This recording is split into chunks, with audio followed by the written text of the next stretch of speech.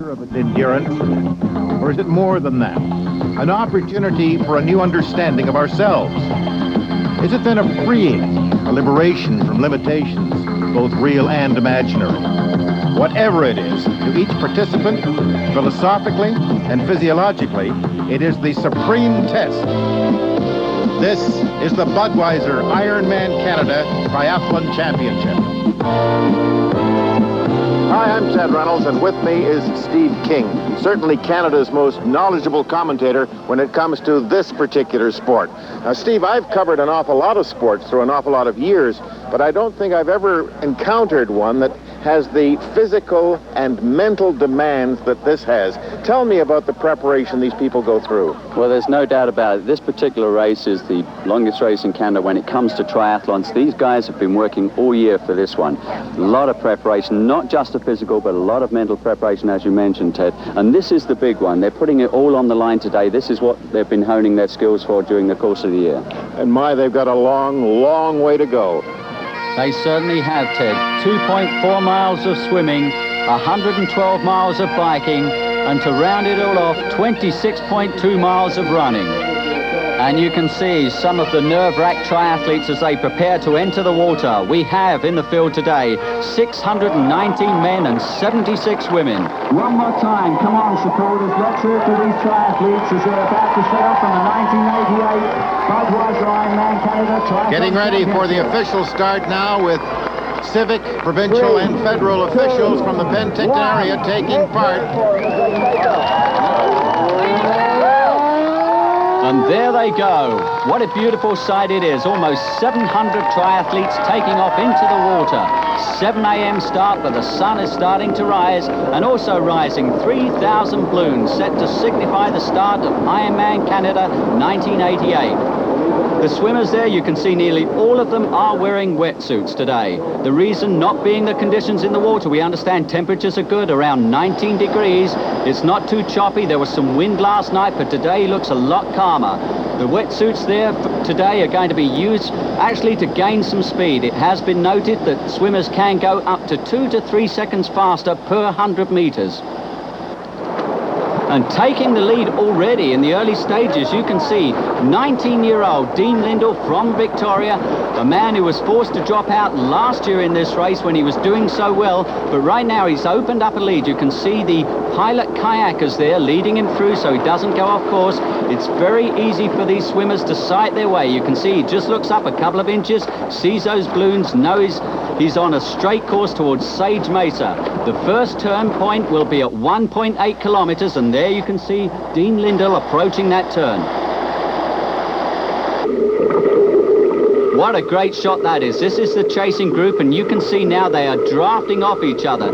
Don't forget, drafting is allowed in the swim portion. That means they'll be as close to the person's feet in front as possible. There are some things they have to watch for, though, when it comes to drafting.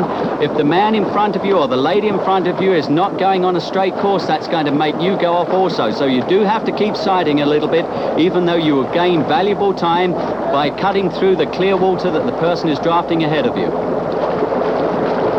But there's nobody to draft in front of Dean because he's been in front since this started on this triangular course. Up to the top, you can see the star indicates the longest leg. Then they come back down, actually going almost due south and then cut across again to the finish line. And it looks to me like Dean is going to get a sub 50-minute clocking if he can keep this up.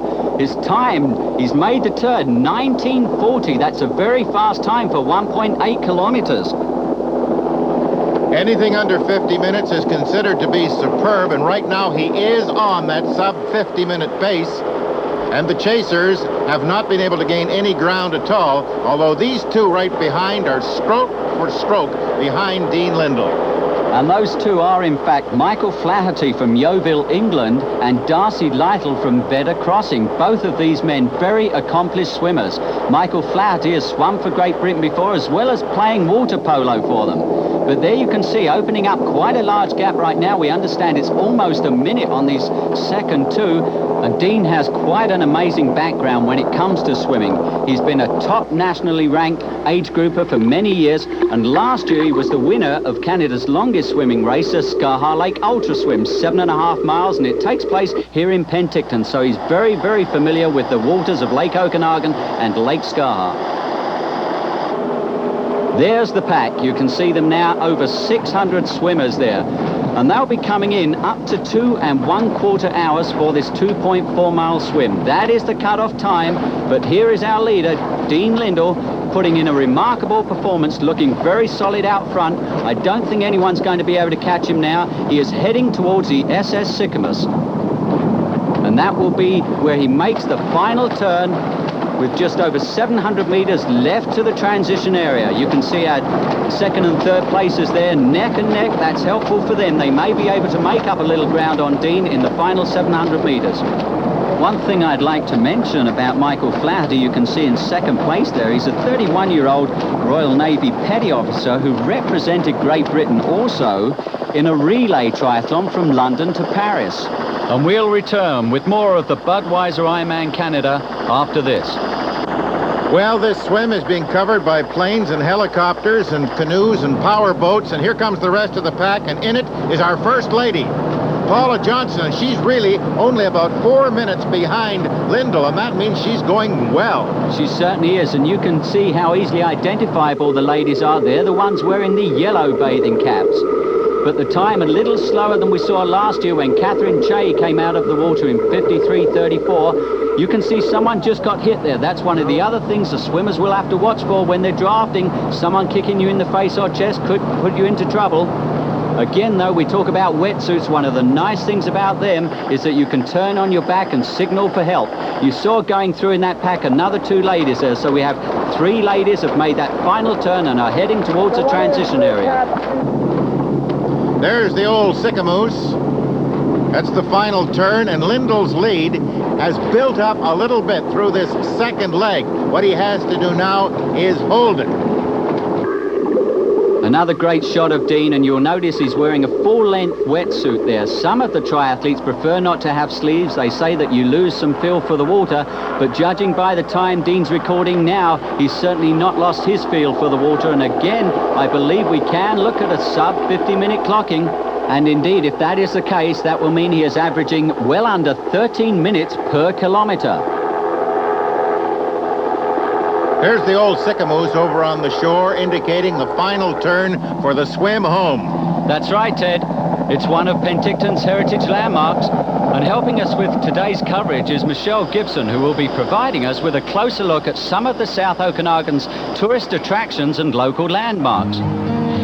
Thanks, Steve. It's great to be part of the team, and what an incredible day we have here in Penticton for the 1988 Budweiser Canadian Ironman.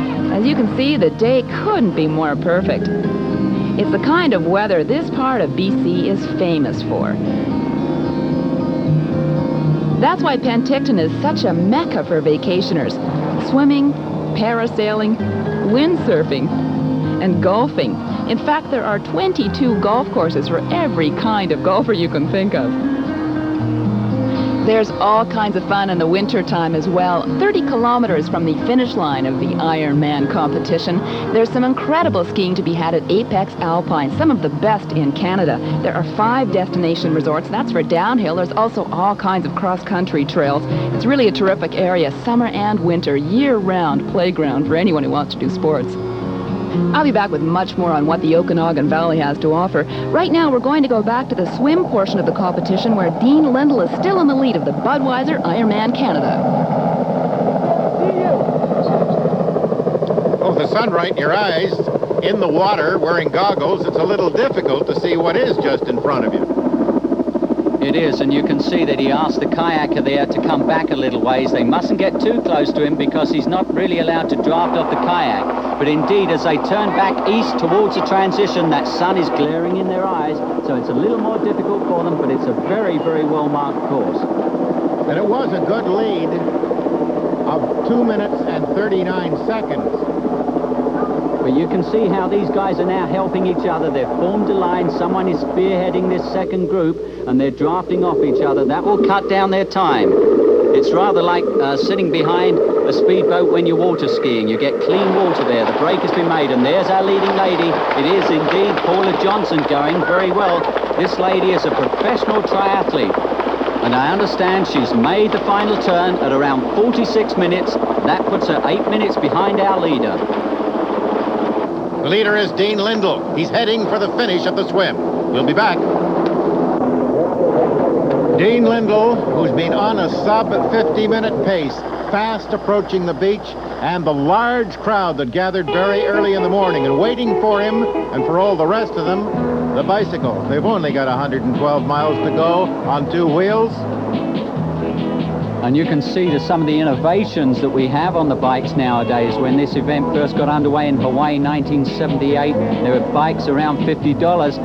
In value, that's for the whole thing. Right now, you can't even get the shoes for $50. We have almost $1 million worth of bikes and peripheral materials, and you can see some of the stuff that's been left in this transition area. See the way they put their helmets there and the food that's available to them. Potassium for bananas, very popular food, but coming up to the transition area, very little ways to go.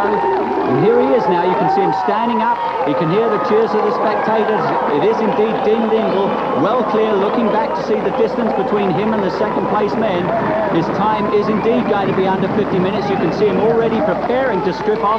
He's got his cycling gear on there ready, all his clothing ready. They'll just strip off that wetsuit for him, and off he'll go onto the bike portion with 112 miles of cycling ahead of him. His time, 49:32. That is, in fact, the second fastest official time for the swim portion. The fastest time held by Peter Schmidt, set last year, 49:16. Don't forget to set a record for individual segments of this triathlon. You do have to finish the entire Ironman. Dean giving himself no chance at all to even slow down. He hasn't stopped running since he hit the beach. This is quite amazing. You see the speed with which they make the transitions. When we first got going with triathlons in Penticton on a short course triathlon, the first man took 3.5 minutes. You can see right now Dean Lindal is on his bike within 45 seconds of completing the swim. That's simply amazing, but every second counts. So he is up and away before anybody else has hit the beach. But the number 2 man is now wading ashore. And it is Michael Flaherty from Yeovil, England. This is where he should be, in fact, but he's not going to be able to hang on to second place. I very much doubt it. This man has done quite well in Nice on 2 or 3 occasions, but this is his second Ironman. He's completed in Hawaii before, but around 12 to 13 hours, so we expect him to move backwards from the swim. And now they're beginning to come in droves. And coming in third place is young Darcy Lytle from Better Crossing, a multi-time winner of the Coltis Lake Swim. There he is. He should be very pleased with that time, just over 51 minutes. There's quite a group behind him, and in that group, there you see pre-race favorite Ray Browning from Park City, Utah. But coming in now, something we're waiting for. Look for the yellow cap. There she is, Paula Johnson from Tallahassee, Florida. This is a professional triathlete, one of the national triathlon team that are here. And in second place into the transition area to collect his bike is another professional triathlete. It is 26-year-old Ray Browning. On who? Second row, we got Ray Browning, number 003. Lindell. The age grouper, not high numbers. Okay. Good swim. A little short. Time. You're just over 50 minutes now. So Ray Browning wanting to know what's going on ahead of him there. When he hears the name Dean Lindal, he may not be familiar with that, but he's certainly familiar with the fast time that Dean recorded on the swim. And there is a 31-year-old Navy Petty Officer from England, Mike Flaherty, going out in third place on the bike. But our leader, Dean Lindal, the 19-year-old from Victoria, on the out and back bike course, 56 miles ahead of him before he makes a turn. But don't forget that 56 miles includes the undulating Richter Pass, the dreaded Richter Pass that many of these cyclists have been training over for the past few months.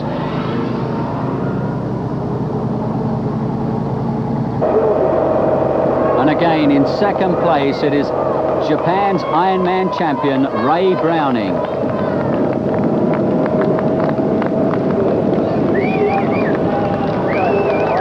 So far, only a few bicyclists out, but a lot of swimmers still to finish. And now we're in the middle of the pack of swimmers. And some of these are not in anywhere near the shape that the first 2 or 3 swimmers were. Yes, we have to remember, Ted, that a lot of these people are in this race because they want to finish. There are many first-time Ironman triathletes in the race, but also some of them need to conserve some of the energy that they have. Let's not forget the lead men out there, many of them are professionals. But the men you see coming in now are also very good class athletes, and they will be assisted by some of the 3,000 volunteers from throughout the South Okanagan. And there, from underwater, the yellow bathing cap of Paula Johnson, the leading woman, less than 8 minutes behind the superb time that was posted by the male leader, Dean Lindal, and she had a great swim. She certainly did, and I want to point out that this is Paula's very first Ironman distance triathlon. She recently completed the Gulf Coast Triathlon held in Panama City, Florida, and placed 3rd in that, and that was a half Ironman triathlon, and she did a time there of 4 hours and 22 minutes, so a very fast time, and her swim time would equate to about 14 minutes and 45 seconds per kilometer. You can see her ripping the tag off there. That's where the official times are taken. There's our second place lady, and that is the 26-year-old Terry Martin from San Diego. She's extremely happy with this one, I'm sure. A very fine placing at this stage, and this lady could well hold on to this position. She's done extremely well in the past, but this is her first time competing here in Penticton. A wild flurry of activity, of course, every time that they come to the transition area. This is by far the busiest part of the course, no matter whether they're going from swim to cycle or cycle to the run. Whoops! Indeed it is, Ted, and lots of adrenaline pumping, and one lady whose adrenaline will certainly be pumping right now is this lady leading right now. It is Paula Johnson, the professional triathlete, a member of the Cormax team, doing her first ever Ironman triathlon, as we mentioned, but she's had a number of victories in this past year, but everything has been geared towards this race. One of the co-directors of her team, Mark Wendley, told me this is the woman to watch today. Number 15. And that's Paula Johnson. There's our first lady out there. And she is out, heading 56 miles out to the turnaround, and then 56 long miles back in. And there is a teammate of hers, that is Karen Drart. She's also a member of that Cormax team, and this is another lady that we were told to watch for. She could certainly place in the top 5 today. But a long way out now on the cycle course, and still looking very, very good is our youthful early leader, Dean Lindal of Victoria. But here's one man he's certainly going to fear, the 26-year-old Ray Browning. And in 3rd place still is our 20-year-old from Better Crossing, Darcy Lytle, who's a chemistry student and a lifeguard. He is being followed by 4th place man Michael Flaherty from Yeovil, England. And Michael is presently making his way up Main Street, heading south. But the majority of them still in or approaching the transition area, as is Doris Brett, back for the 2nd year, competing along with her husband Mike. And the other lady you see there is Barbara McNair from Peachland, not too far from Penticton, and she competed in this event last year. Some people look a little bit wobbly as they come out of the water. Some do, but coming in now, there is a man who decided not to wear a wetsuit, and obviously he's got enough body fat that he didn't have to worry about that. But back out onto the cycling course, there's our leader, Dean Lindal, moving very well. You can see he's on a slight grade right now, but he's moving very fast indeed. And if he's able to maintain the sort of pace we're seeing him do now, we could be in for a new record for the bike portion. That record presently held by Steve Wallick, a time of 5 hours, 4 minutes and 1 second, and that time was set last year when Dean finished in the top 10 after the bike portion. Old line partner Ironman Canada, and still they come out of the water to the transition area to board their bicycles, but these people are not moving quite as quickly as did the leaders. That's right, Ted, but let's remember they have plenty of time to the cut-off 2¼ hours in which they have to finish the swim portion. Getting some medical attention here is 31-year-old Michael Roberts from Boston. Otherwise, I'll take you across. Where are you? Where are you now? You know where you are? Yeah, I'm fine. You can see they're asking him where he is, just in case he's suffering from hypothermia. But this man is known as Mad Mike. This is, in fact, his 5th Ironman event this year. A phenomenal performance, and he wants to go out and do a double Ironman next weekend after this event here in Penticton. The oldest man in the field today, here he is, 65-year-old William Harrison. Did not finish last year, but did finish in 1986. Let's hear about his training for today's race. We get in 15, 20 miles a week running, 50 to 150 biking, and then we swim a mile and a quarter a night. And on weekends we get in the longer runs. We get in the maybe 60, 70 miles biking, and we swim again.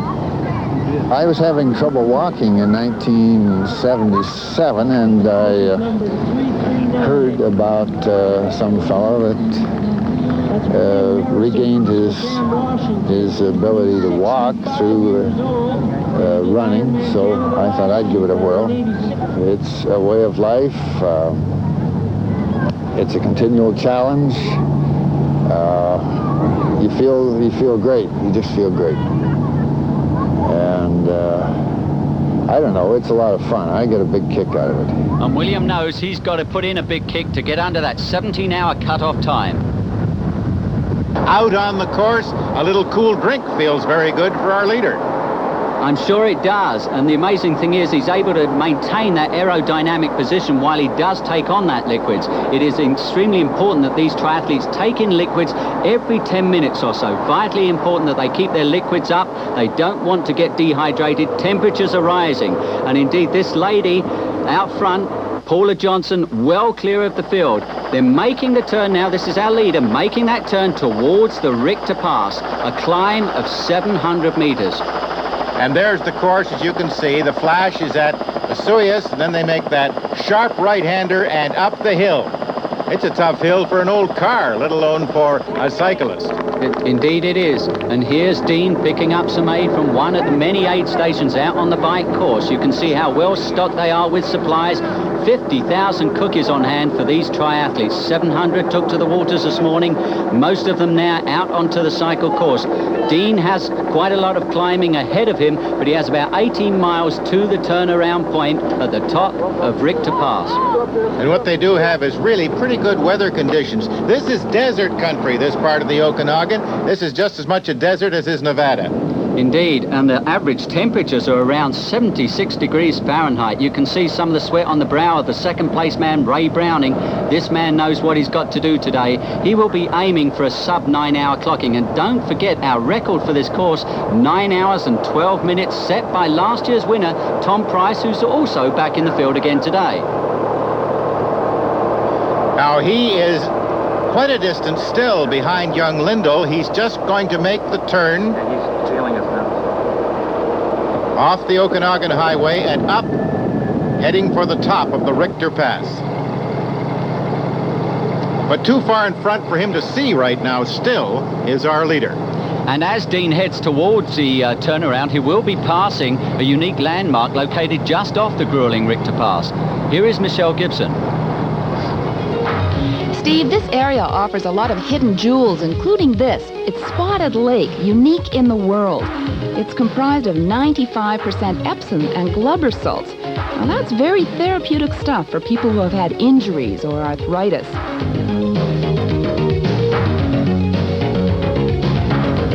Spotted Lake has been owned by Don Smith's family for the last 70 years. German interests offered the family about $3 million recently so they could buy the property and turn it into a health spa, but the Smiths said no.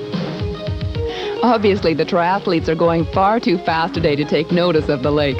Ted, back to you. And now our lady leader, Paula Johnson, makes the big turn, and she heads up the Richter Pass. And Paula not only wants to win today, but she wants to beat Julia Deck's record of 10 hours and 28 minutes.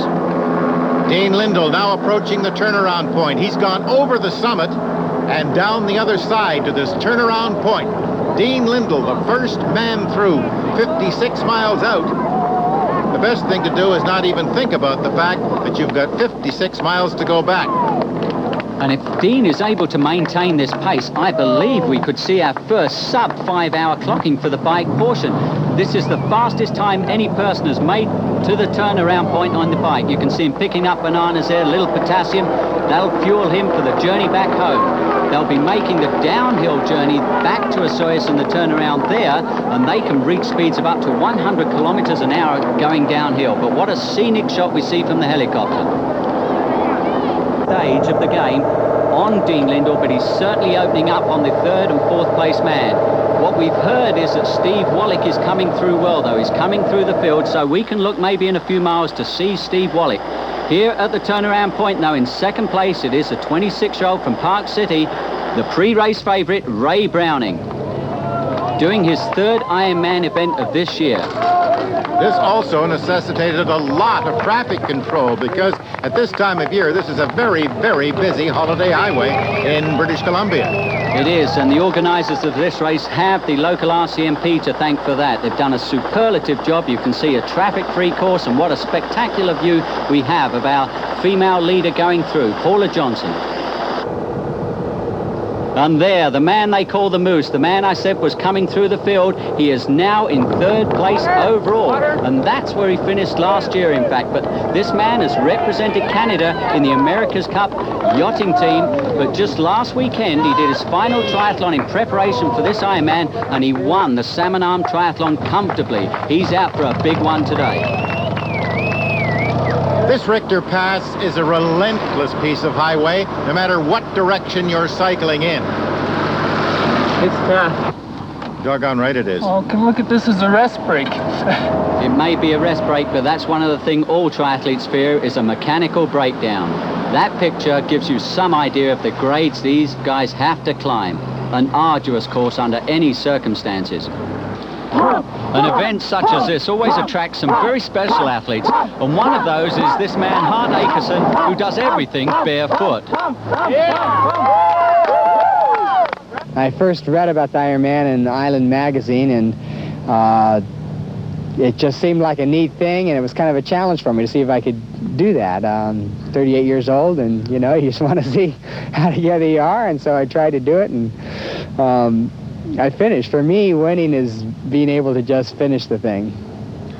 Actually, the reason I go barefoot isn't so much a question of why I go barefoot. I just never really saw a good reason to put shoes on. And ever since I was about 19 years old, I pretty much abandoned shoes. In my normal everyday life, I don't wear shoes. I appreciate the connection with the earth that you get through your feet. I feel it's a better way to do it. I encourage my children to go barefoot. I go in the woods and hike barefoot. If I run, I like to run. I run barefoot. And so it just stands to reason. If I do the triathlon, I do that barefoot also. 3 hours, 35 minutes, and 4 seconds in. And now approaching the turnaround point in the lead, as she has been since halfway through the swim, is Paula Johnson, our lead woman, and she's still on record pace. She certainly is. In fact, I estimate her time to be about 15 minutes up on last year's record time. What a great shot we see there of Dean Lindal. You can see that focus and concentration on his face. A beautiful shot. There's his father, Vic. And in fact, Vic finished this race last year when father and son were both competing. You're 450 ahead. Unfortunately, Dean wasn't able to finish last year. He dropped out around the 14-mile mark of the marathon, but Father Vic finished in the time of just over 16 hours, his very first Ironman performance. Vic, of course, is known throughout Canada as a volleyball coach, and in fact, in a couple of weeks, he'll be off to Saul to be our colour commentator. All right, Vic. Good job, buddy. Good job. That's Father Vic once more, very much into this race. But there's a long, long way to go yet in the Budweiser Ironman Canada.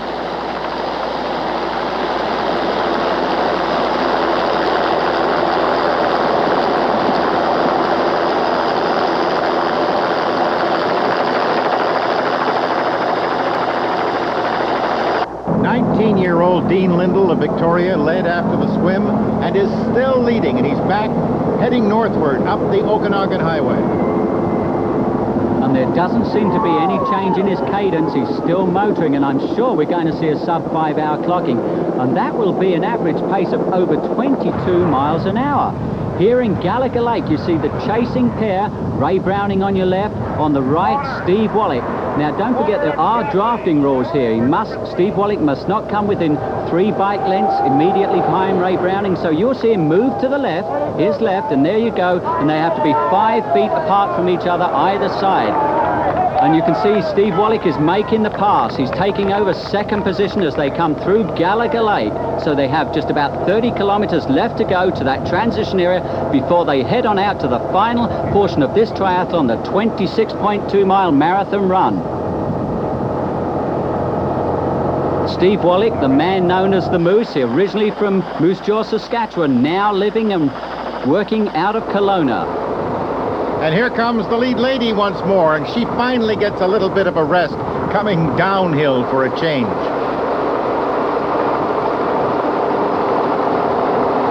Turnaround right here. Back up at the turnaround, a lot of people a long way behind her. And one of those people, Ted, is the man that we managed to have a word with earlier, the barefoot triathlete Hart Akerson from Washington.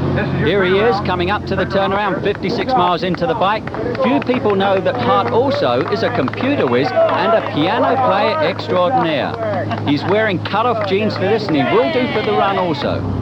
Another of our very special triathletes in the field today is the oldest female in the field, 58-year-old Sister Madonna Buddha. This lady is a first-class athlete. She is, in fact, an age group winner of over 37 triathlons. She is also celebrating a silver jubilee as a Roman Catholic nun. Let's hear about her race strategy.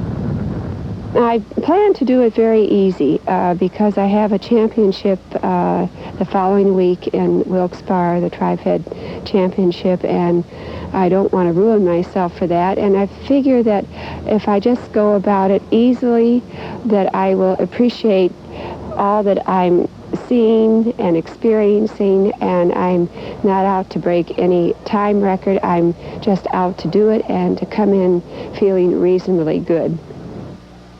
Coming, coming, coming, coming, coming, coming, coming, coming, coming, coming, coming.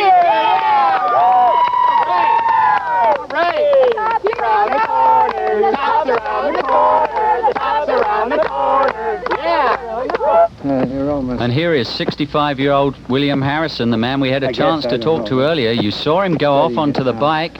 He's now walking, so things aren't looking good for Bill as he makes his way up towards the Richter Pass.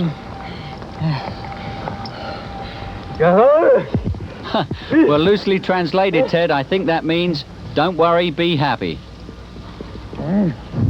And here is another man who has every reason to be happy to be involved in Ironman Canada today, 36-year-old Bill Dalton from Tucson, Arizona, who has an extraordinary personal story. Well, when I was 6 years old, I was on my way home from school with my brother and a couple of our friends, and we were in a very serious car accident, and they rushed me to the hospital, and with all of the injuries, they really couldn't spend too much time on what they considered to be a lost cause. So they told my mother that I was dead, and they left the emergency room to go take care of some other injuries.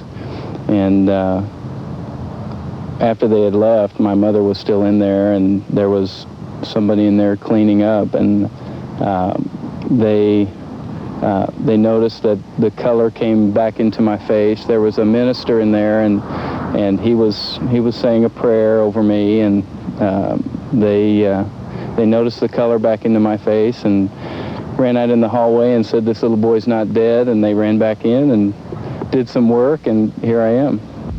What an amazing story. But here you see, unfortunately, William Harrison, the man you saw plodding up the hill, he's had to drop out from the event.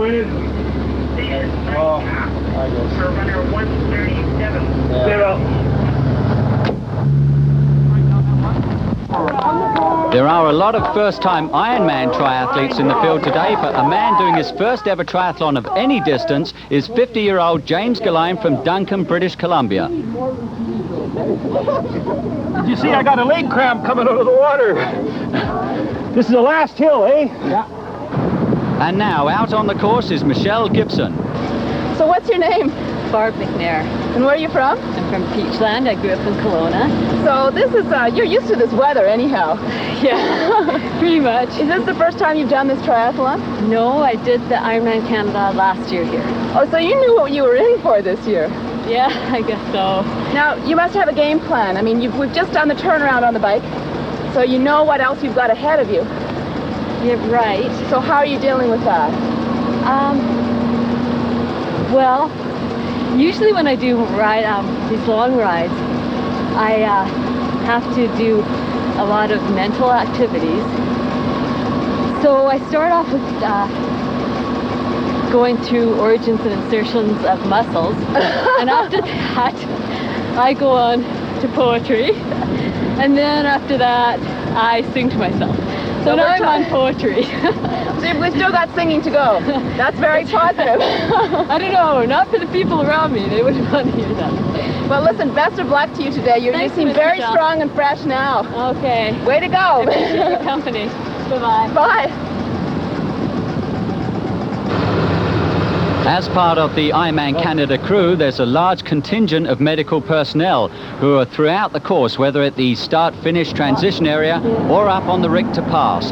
The team is headed by Dr. David Novak, who is also the president of the Penticton Triathlon Society. Just gonna lie down for a few minutes. It's cooler in the van. Do you want to go in the van? And the man who has dropped out, number 775, 27-year-old Tetsuya Yamada from Boston, Massachusetts. We've only seen 4 people that have had injuries at all. One just with a sore knee.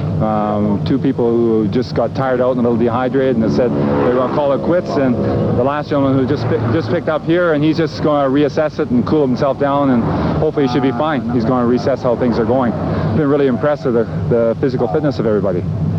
Tetsu now dismantling his bike. He's obviously out of this event today.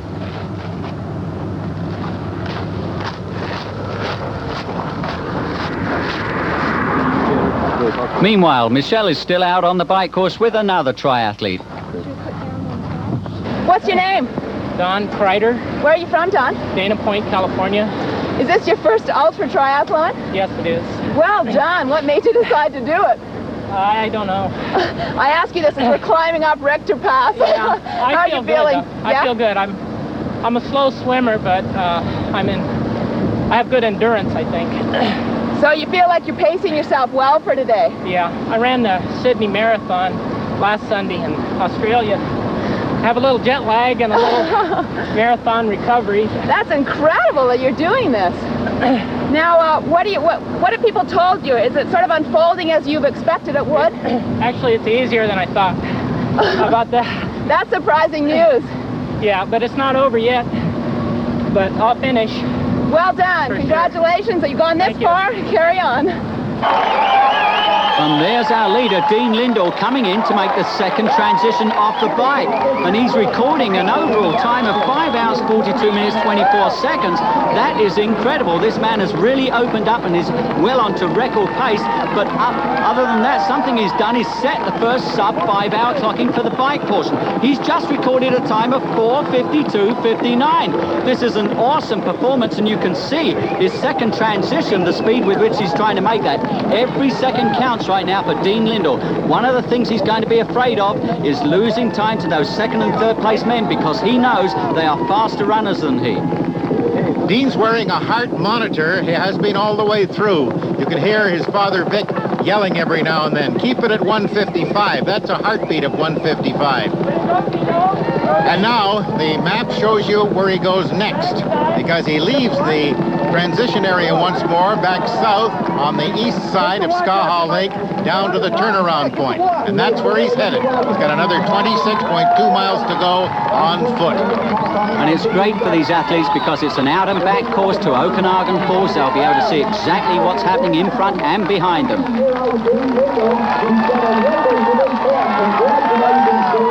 What he's looking for now is the watch for his heart monitor, and Father Vic comes to the rescue once more.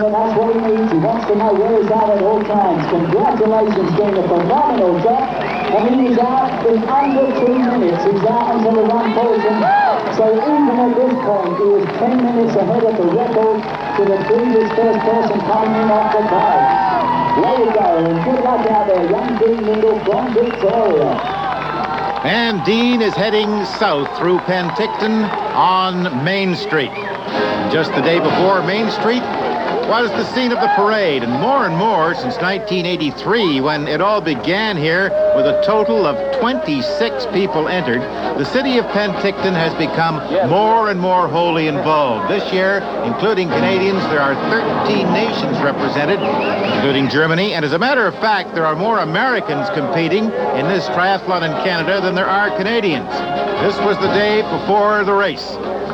And the local citizenry get very, very much involved. So many of them are volunteers, and they all turn out to greet the visitors from all over the world.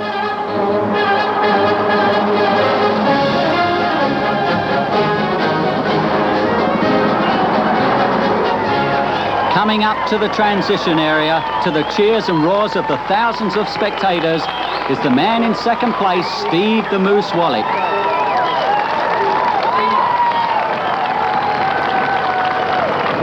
His time will also be close to a sub-5-hour clocking for the 112-mile cycle segment of this Ironman triathlon.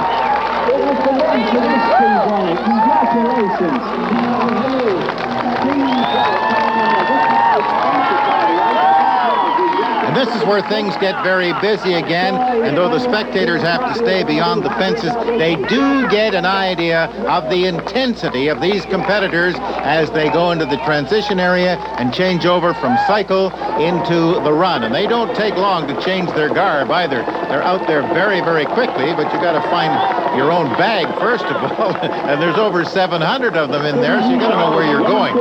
And there's our third place man. It is indeed Ray Browning. He's at a very fast cycle portion too. 5 hours and 3 minutes just for the cycle portion. His overall time, you can see on the screen, 5 hours and 53 minutes, so it's very close between second and third places right now. But 11 and a half minutes in front of Steve Wallick is our leader, Dean Lindal. He's been out on the marathon course now for quite some time, as a matter of fact. This fella is composing himself by getting his shoes well tied and being ready to run once he hits the course. He's got to go down the east side of Skaha Lake to Okanagan Falls, and then when he's coming back, you'll be able to see just what his position is, because the majority of them will still be on the way down. Indeed, and he's the man that both Wallick and Lindell will fear, because he's done 8 hours and 44 minutes for an Ironman when he won in Japan earlier this year. Here comes the Moose going out onto the run. You can see he's very stocky for a runner, but he's got lots of basic speed. He recently did 33 minutes for 10 kilometers.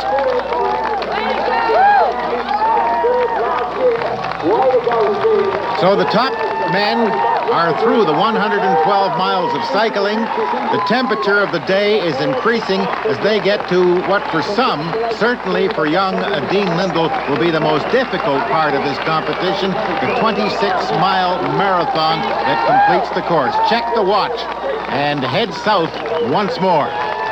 And there, a mere 20 seconds behind Steve Wallick, the most experienced Ironman triathlete in the field, Ray Browning. So the top three men are underway in the marathon. They've got a long way to go yet. They certainly have, but we've been informed that there's a big gap between these three and the fourth place man.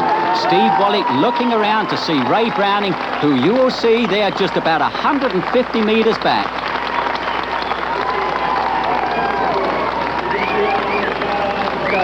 Of times, the run is by far the most difficult part of the competition for Dean Lindal, and now early on the marathon course he's being passed by Ray Browning, who with this pass has moved into first place, and there's nothing Dean can do about it. Well, it's about time I caught up with this damn truck. You're right, Mac.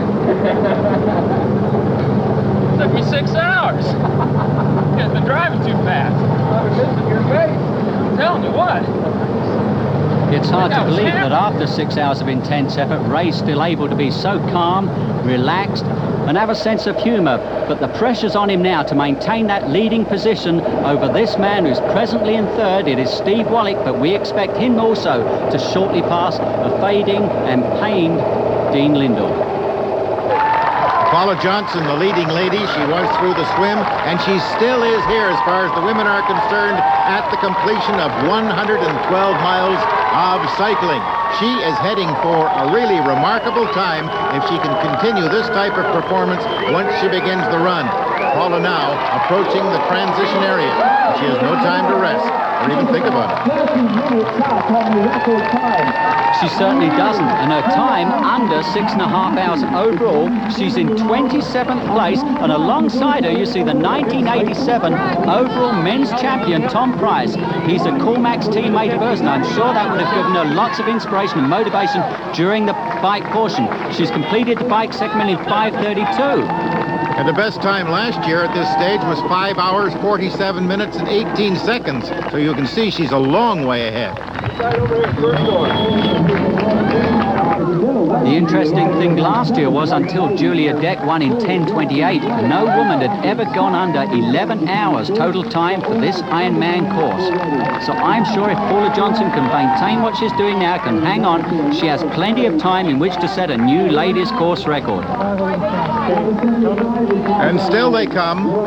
And still coming in they may be, but going out now, we see Paula Johnson well clear of the field, looking very good, and running is one of her strongest disciplines. She's comfortable, she's relaxed, she knows exactly what she's got to do. She'll have lots of support out there and plenty of aid stations.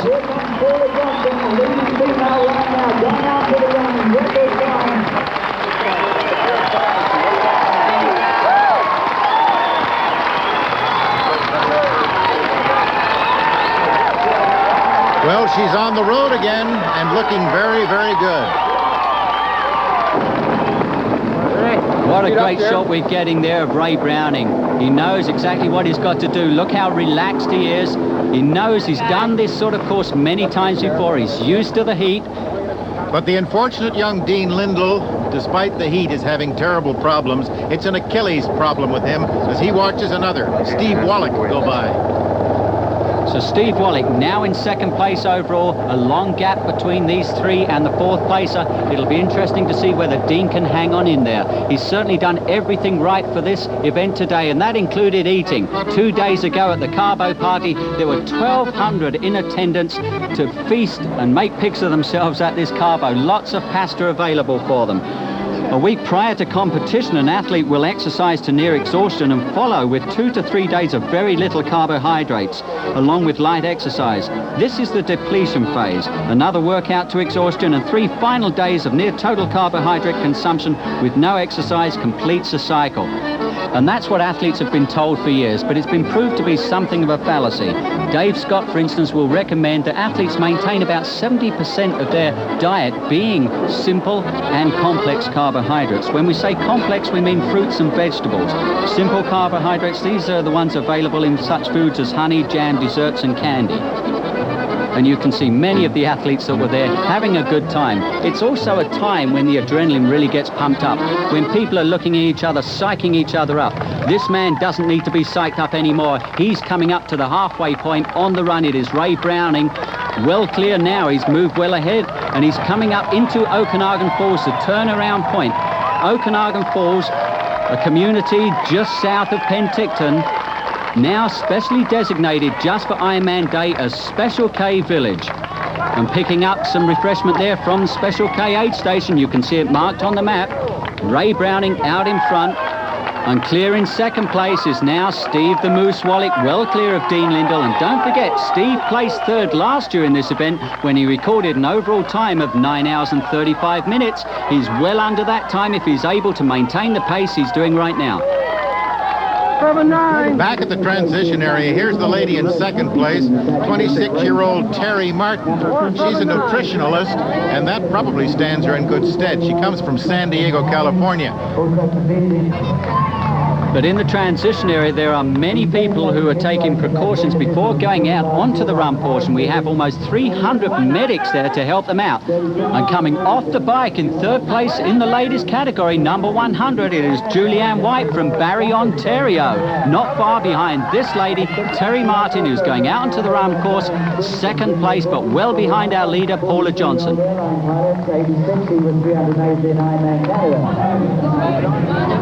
And now approaching the start of the marathon course, in third place is 26-year-old Julie White. She's an air stewardess from Barrie, Ontario. And running is her strongest discipline. I certainly expect her to make up all sorts of ground on the marathon run. But one of the big stories of this race is this man, Jim Mclaren, 26 years of age, but on October 20th, 1985, no one ever dreamt he would be here in Ironman because he was pronounced dead on arrival after crashing into a bus on his motorcycle in New York City. 3 years later, on April the 18th this year, he completed the Boston Marathon. He has been coached by his mentor, Pat Griskus, and Pat Griskus, many of you may remember, an amputee, was killed last year in Hawaii while training for the Ironman. So Jim is dedicating this race today to his mentor, Pat Griskus. That's the only reason I went in this thing was for this. Can't get any better than this. This is pretty good. Looking forward to this all day. Huh? Yeah, you bet. Especially the one afterwards. Put on a good race. I'm also putting on a good race is the man who's now in third place, Steve Mudgett from Denver, Colorado, a man who's done 9:25 for the Ironman distance in Hawaii last year. But a long way back, and walking now, so he's getting farther and farther back, is Dean Lindal. But he's going to finish this course on 2 feet, one way or another. I'm not disappointed. Good swim, good bike. Yeah. Good walk. Good first 6 miles. Yeah, just two. Yes, and a good attitude. And that's the same for Tom Price, the defending champion. I think I found the definition for, or the feeling for burnt toast. That's the way I feel right now. Well, I didn't tell that many people, but I've had a bad case of mononucleosis for the last few months, from about April through all the way through June, and it's just whacked my body. And I came here hoping to race honorably, gracefully, and hope for the best.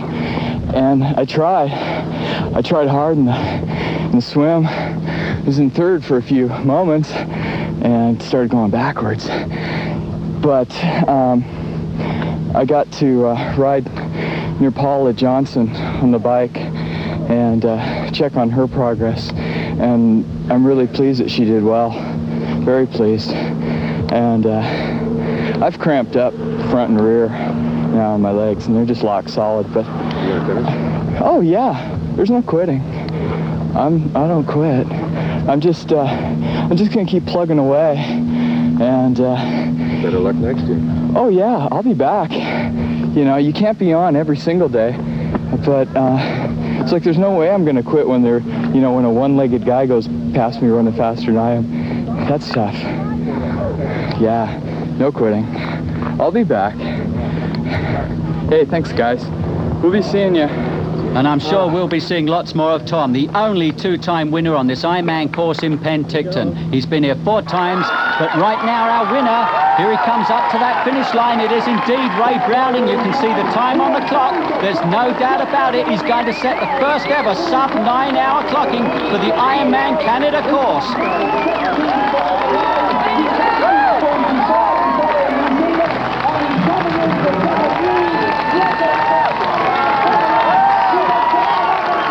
There he is, the man who sets the new standard by which this event will be judged. You can see putting the medal around his neck, that's Valerie Silk and Lynn Van Dove. Valerie Silk, the owner of the World Championships in Hawaii. Lynn Van Dove, the race director for Penticton's Ironman Canada. This man now has 2 victories in Ironman to his credit this year and 1 second place. So first in Japan, second New Zealand, and now first in Canada. Ray Browning. And here comes the Moose. He's kept second place. He's going to be over 9 hours, but it'll be the fastest time ever by a Canadian, and he will be 26 minutes faster than his third place clocking of last year. So overall, with the first two finishers, we have a record for the race and a record for the first finishing Canadian.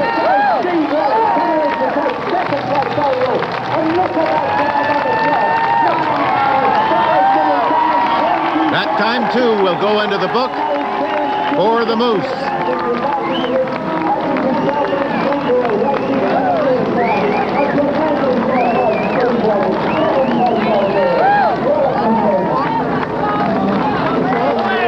There's our third place man. He looks happy, waving to the crowd. It is indeed Steve Mudgett from Denver, Colorado, and he'll get a sub 9.5 hour clocking. It would be very close to the clocking he set last year in Hawaii when he placed 19th.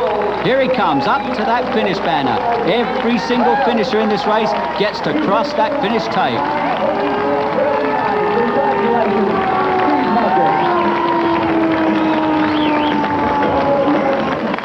And fourth place is going to be taken by one of Holland's very best, Marcel Hoxberger, now living in Redondo Beach, California.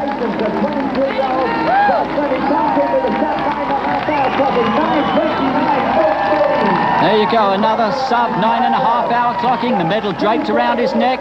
Coming in now, David Herr from Sierra Madre, California, also under 9.5 hours.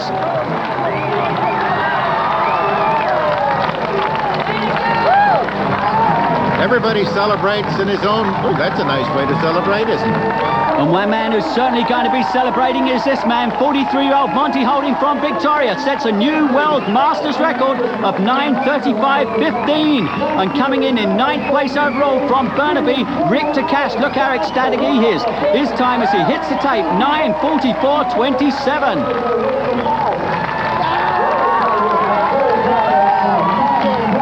He couldn't quite believe it himself. Indeed, that's his personal best by a long way. Congratulations go to Rick, and there finishing is Brian Countryman from Edmonton, Alberta, 9:47.17 for Brian. You can see two people have rounded that final turn, and the lead person there is John Coffey of Portland, and in fact John's going to be the fastest man on the run, the only person ever to go under 3 hours in the marathon. But here comes our female leader. It is indeed Paula Johnson from Tallahassee, Florida, and her time easily a new record for the course. Look at the clock, 9 hours 50 minutes and 13 seconds, an incredible 38 minutes off the women's record for Paula Johnson.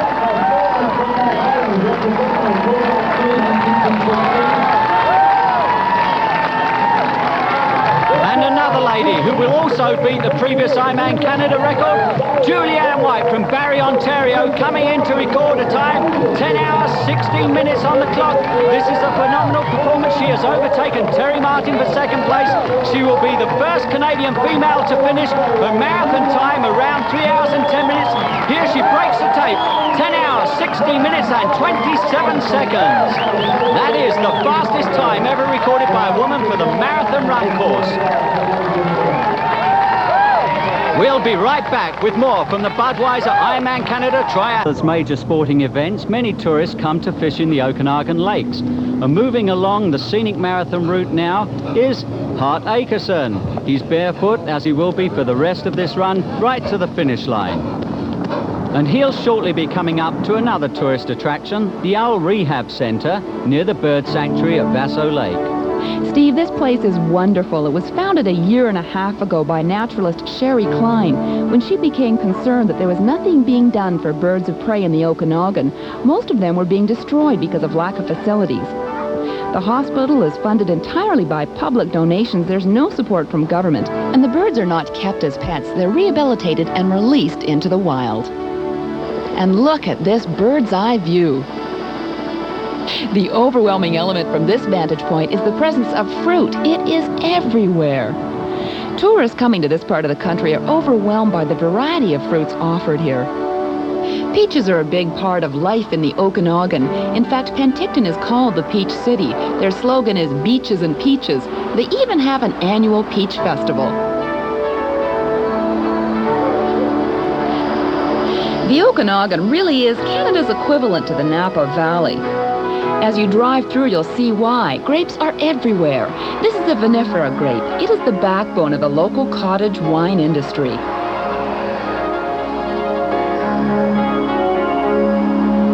When you come to the breathtaking Okanagan, make sure you take time out to visit one of the 13 estate cottage wineries to sample some of their medal-winning wine. Sister Madonna Buddha, moving very smoothly through the run course. She's at about the 6-mile mark, a very accomplished runner. In fact, in 1984, she made the U.S. Women's Olympic Team Trials for the marathon. She is also an age group winner in the New Zealand Ironman and twice placed second in the Hawaiian Ironman for her age group. I'll feed him feet, mine are blisters to hell, and I've got shoes on. That's the problem here. I've been trying to do it. Something. That's great. And off he goes again. The hairy Hart Akerson, father of 6 and another child on the way. He's out to beat his previous year's time, just over 15 hours. Hang in there. What's your name? Mikey Guze. And you're Canadian? Yeah. Where are you from? Winnipeg. And have you done this before? I did it once before last October in Hawaii. So you kind of knew what you were in for. Yeah, I did. Well, you're saying that with a little bit of like, uh-oh. Well, last year was my first year doing an Ironman distance, and I had a hard time, but I finished it. But I learned a lot, so this year I paced myself better, and now I feel great. So that was the main lesson, the pacing, huh? Yes. How about the heat as compared to Hawaii in this kind of climate? Hawaii is really humid, more humid. I think it's even hotter. I don't find this too bad, but then again, I can't really say because I've been training in heat this year too. You think you're going to beat your time? Oh yeah, well, I hope so, because last year I did 14 and a half hours, and I hopefully do under 12. Well, you're almost halfway to the halfway mark right here, so that's pretty darn good. Thanks. Back at the transition, though, Bill Harrison has recovered. Well, I guess I was dehydrated. And it was a life-threatening thing, they said, so medics advised to quit, so I quit. 103 temperature.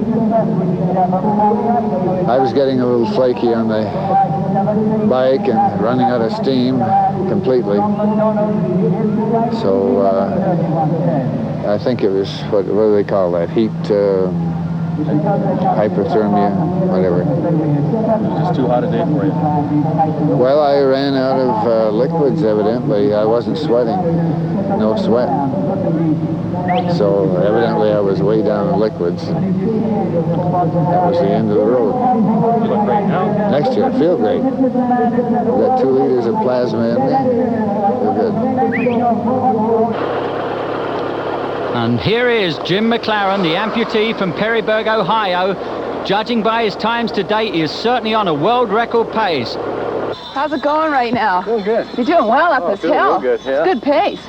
Yeah, it's great. Is this the first time you've done this? I was here last year. Oh, so you knew what to expect. Yeah, pretty much. And how's it compare? Not as hot as last year. Hey, that's good. So that's great, yeah. You think you're going to beat your time from last year? Yeah, I think I'll beat it by quite a bit. How about the muscles and just the breathing and everything? Feels good? Yeah, not too bad. I got a little bit of a cramp on the inside here. That's, if I stop and walk or stop and stand, it kind of cramps up. So do you think you're going to take advantage of massage and all that kind of stuff at the station? Definitely. People up here are the greatest. That really helps. This place is 10 times better than Hawaii. 20 times, 100 times. Get to it. High praise indeed from Tim Bennett of Eugene, Oregon. Have you done this before? It's my 3rd time. So, you know, you're pacing yourself right now and just trying to think of positive thoughts. I'll probably try to go a little harder this time around. How are you dealing with the fact you've got, you know, a little bit further to go and you know that's ahead of you? What do you say to yourself? My mind's playing games with me right now. What kind of games? Like, am I going to make it? Or if I walk the rest of the way, am I going to be able to start running again? And if I just take it easy a little bit and get back into the rhythm. What are you telling yourself to keep a healthy balance so you can keep going? Well, I'm trying to drink a lot of fluids at each stop. Make sure they get into my system. I guess the fact that this is your third time is giving you some experience to draw on to get through this tough time right now. Yeah. What are you using? I've never felt like this before. The past 2 times. It's I think it's the heat. Plus trying to push a little harder this time. Where are you from? Bellevue, Washington. I know you can do it.